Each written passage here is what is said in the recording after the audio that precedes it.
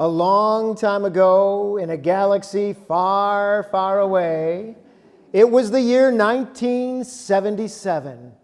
The movie Star Wars became a blockbuster, and then they made a bunch of other movies as well. And the hero of the movie Star Wars was named Luke Skywalker. 3 years later, 1980, my first child was born, and we named him Luke. He is absolutely not named for Luke Skywalker. My son was named for a book, one of the greatest books of all time. We named our child after the Gospel according to Luke. Now that we've passed through the seasons of Lent and Easter, for the coming weeks and months, we are going to be hearing from the Gospel of Luke. Sunday by Sunday, we're going to have a story from Luke's Gospel. Now, I got to tell you, Luke is a really cool Gospel. Almost as cool as Mark. We really don't know the names, the actual names of the four Gospel writers. The Gospels were written anonymously, and it was only much, much later that tradition added the names of Matthew and Mark and Luke and John. But for convenience, we still call them by these names. So whoever Luke was, what was he like? Well, we assume our gospel writer was a male.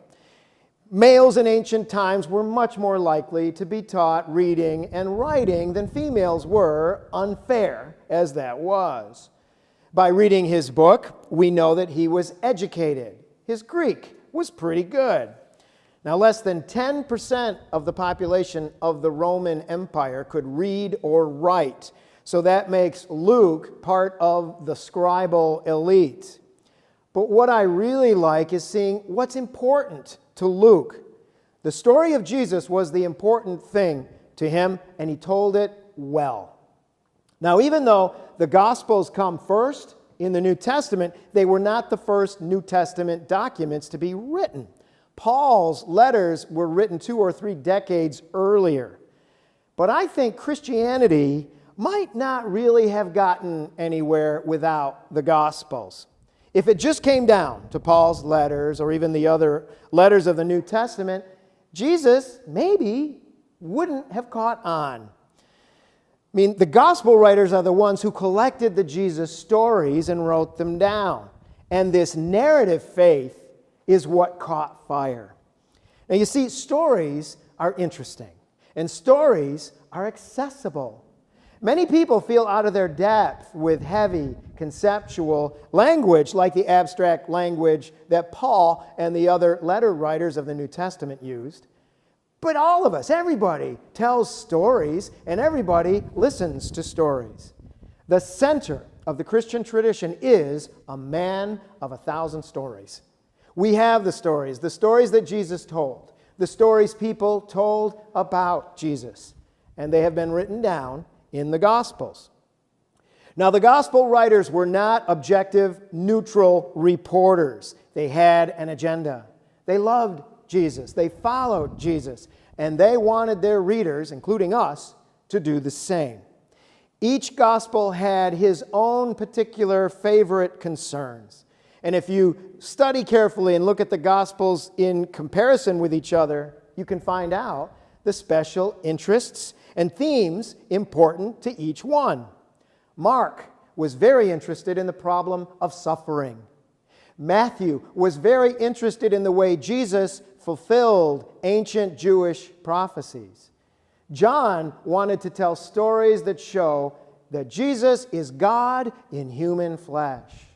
Now, Luke, the gospel writer we're going to be listening to in the coming weeks and months, has this to say: Jesus cares about everybody. Luke's Jesus cares about the poor, about lepers, about people outside religious tradition, about women, about children, about anybody who in that ancient culture might have been considered second class or even an outcast. Outcasts have a special place in the heart of Luke's Jesus. You gotta love that. I certainly do. Take today's story, the one we just heard. Jesus heals the servant of a centurion. And it seems like a fairly straightforward story of healing and a man's faith who sends word to Jesus. But when you think about it a little bit more deeply, you realize it's a big deal.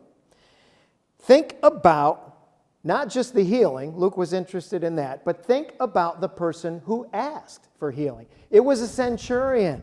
This is a Roman soldier. The Roman army had conquered the homeland of Jesus.